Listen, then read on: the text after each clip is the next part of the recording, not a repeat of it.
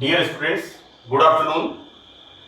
Myself Dr. Ashish Garg, SET, Associate Professor in Chemistry, SET R.N. Ruia Government College, Ramgarh Shekhawati district Sikar, Rajasthan. बच्चों, हमने topic start किया है synthetic polymers,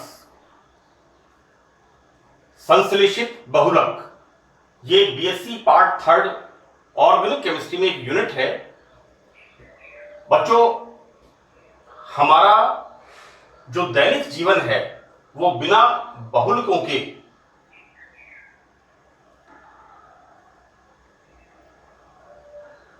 बिना polymers के use के एक असंभव प्रतीत होता है।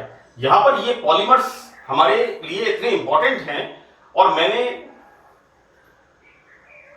ऑर्गेनोमेट्रिक केमिस्ट्री के 9th पार्ट में, क्योंकि 9th पार्ट में सिर्फ लिथियम के यूजेस मैंने बताए थे, तो उसमें लेक्चर में थोड़ा स्पेस खाली था, तो मैंने 9th पार्ट में पॉलीमर्स के इंट्रोडक्शन के बारे में बताया है कि पॉलीमर्स क्या होते हैं। जैसे फॉर एग्जांपल मैंने अमीनो एसिड्स एंड प्रोटीन्स की बात की थी बीएससी पार्ट 3 के ऑडियो विजुअल्स में, और उसमें बताया था कि किस तरह से अमीनो एसिड्स पेप्टाइड बॉन्ड से जुड़कर के प्रोटीन्स का निर्माण करते हैं। और प्रोटीन्स क्या हैं? प्रोटीन्स नेचुरल पॉलीमर, एक प्राकृतिक बहुलक है। सेलुलोज, स्टार्च, प्रोटीन, बहुत सारे मैंने उसमें एग्जांपल दिए थे। सिंथेटिक पॉलीमर्स में nylon and number of other, polythene and other polymers, plastic, these are all polymers, right. मैंने वहां पर इस चीज का विशेष रूप से उल्लेख किया था कि हमारे सुबह उठने से लेकर के हमारा ब्रश, हमारी कंघी, मैंने उसमें बताया था कि कितने सारे यूजेस हैं, मैं उसका रिपीटिशन नहीं करूंगा। तो ये जो इंट्रोडक्शन का पार्ट है, ये आप ऑर्गेनोमेट्रिक में पार्ट 9 में उसको आप पढ़ें, बहुत ही रोचक इसका विवरण है। और एक तरह से हमारा जो जीवन है वो पॉलीमर्स के ऊपर बहुत ज्यादा आधारित है। एनीवे, बहुत ज्यादा हम अपनी केमिस्ट्री की बात करेंगे। यहां पर इसका मैकेनिज्म, तो मैकेनिज्म ऑफ पॉलीमराइजेशन, ये भी सिंथेटिक पॉलीमर्स का जो आपका चैप्टर है उसका एक पार्ट है। बच्चों, मैंने ये जो क्रिया विधि है बाय फ्री रेडिकल मैकेनिज्म, इस क्रिया विधि का, that is chain initiation, chain propagation and chain ending, इसका पहला पद है श्रृंखला प्रारंभ पद, दूसरा पद है श्रृंखला संचरण पद, और तीसरा पद है श्रृंखला समाप्ति पद, राइट। तो मैंने यहां पर ये मैंने लिखा है यहां पर कि ये तीनों स्टेप्स, श्रृंखला प्रारंभ पद, श्रृंखला संचरण पद एवं श्रृंखला समाप्ति पद, ये मैंने पार्ट 7 में एल्काडाइंस बीएससी पार्ट 1 के अंदर काफी डिटेल में बताया है।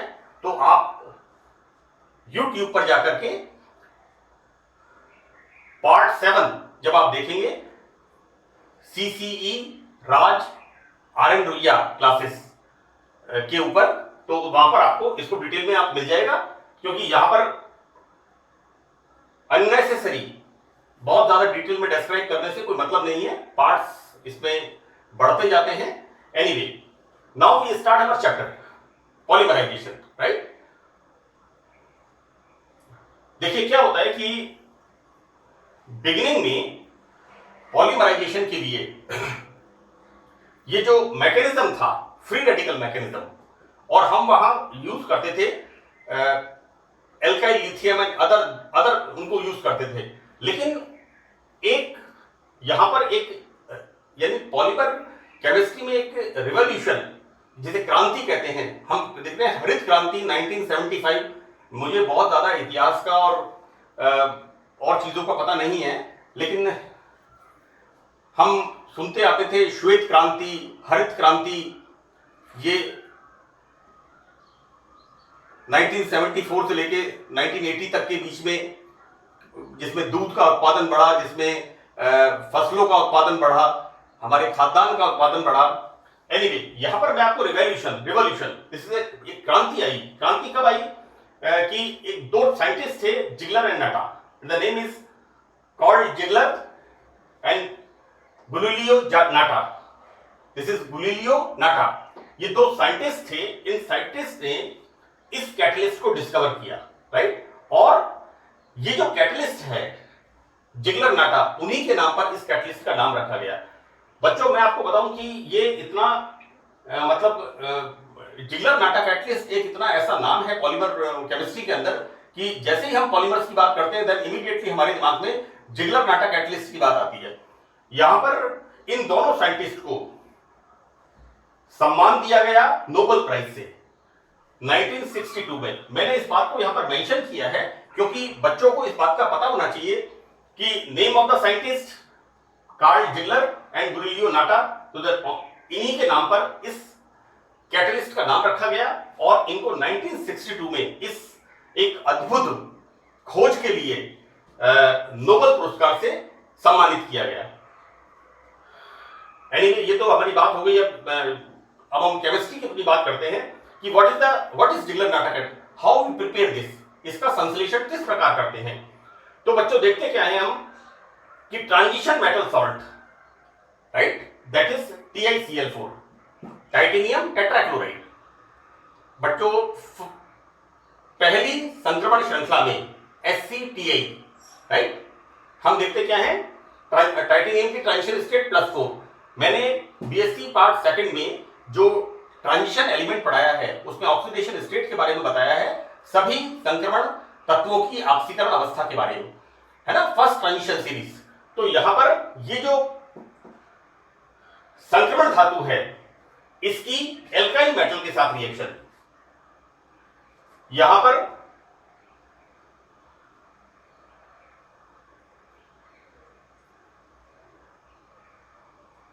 बच्चों होता बेसिकली क्या है, यहां पर हम क्या है, यहां पर we are taking transition metal and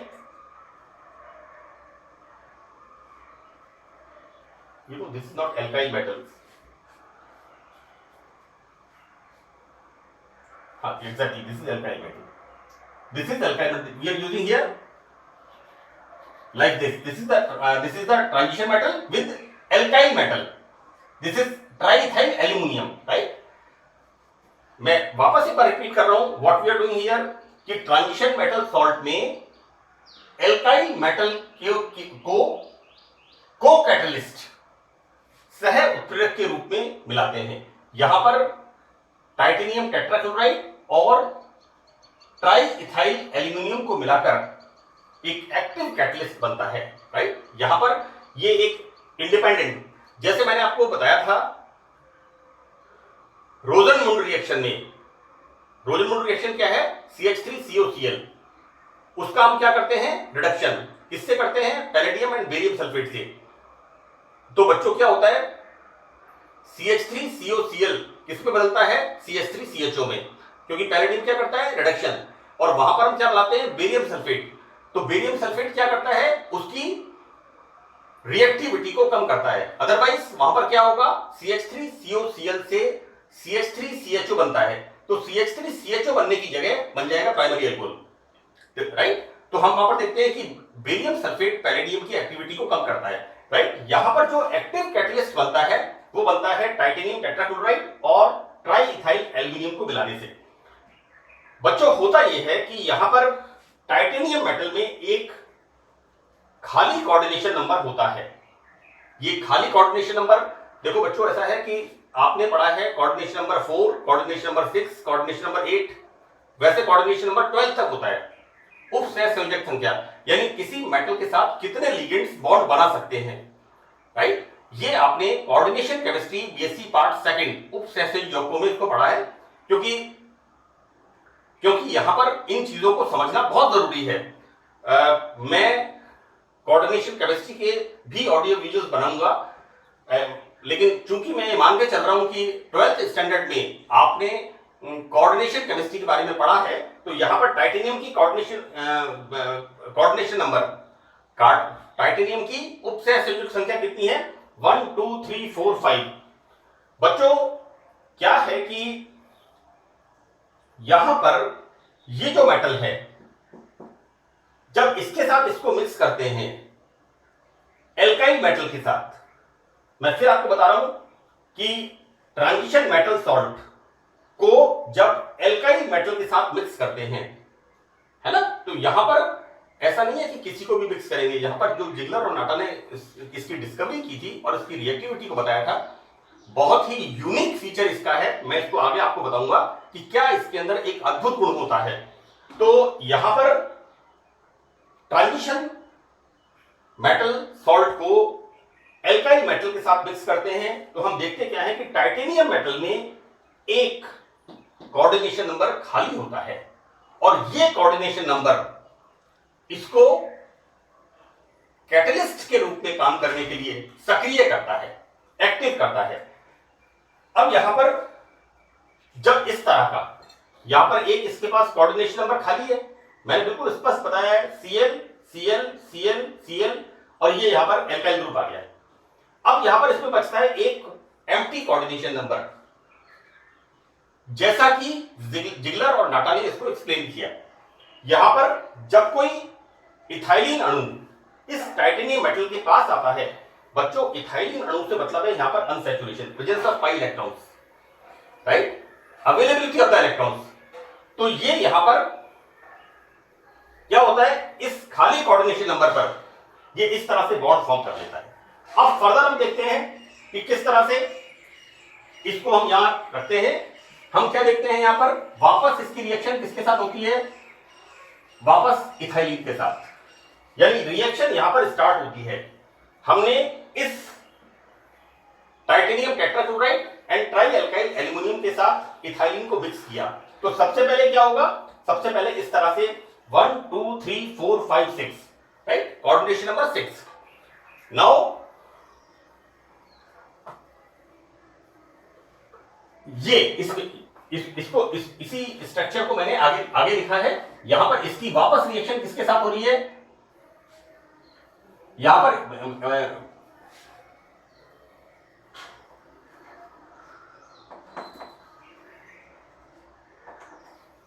क्या होगा कि ये वापस दूसरे इथाइलिन अणु के साथ क्रिया करेगा।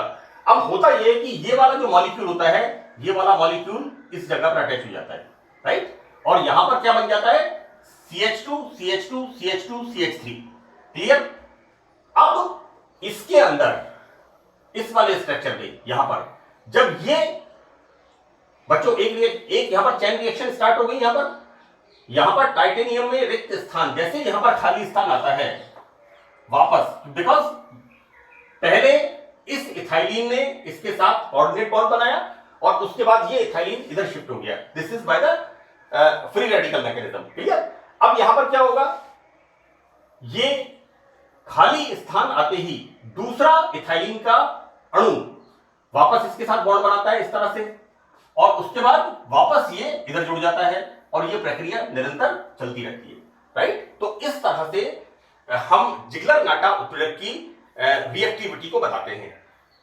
अब यहां पर देखते क्या है हम कि मैंने इसको बड़ा क्लियर लिखने की कोशिश की है कि इस प्रकार अभिक्रिया यहां पर कंटिन्यू चलती रहती है, यानी पहले एक इथाइलिन के पाई इलेक्ट्रॉन्स ने इसके साथ कोऑर्डिनेट बॉन्ड बनाया, उसके बाद यहां पर ये इथाइलिन यहां शिफ्ट हो गया, वापस ये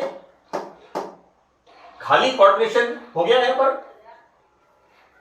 वापस यहां पर ये अगेन एम्प्टी कोऑर्डिनेशन नंबर, तो दूसरा इथाइलिन यहां से बॉन्ड फॉर्म करेगा, राइट, ये वापस इधर चला जाएगा, इसके बाद तीसरा यहां पर करेगा, और ये प्रक्रिया यहां पर ये चेन कंटिन्यू, यानी यहां पर ये प्रोसेस चलता जाएगा, और लास्ट में क्या होगा कि हाइड्रोजन के प्रवेश से ये लॉन्ग चेन जो होती है यहां पर ये टाइटेनियम से अलग हो जाती है, यहां पर ये CH3 बनते ही ये एक लंबी चेन अलग हो जाती है, राइट।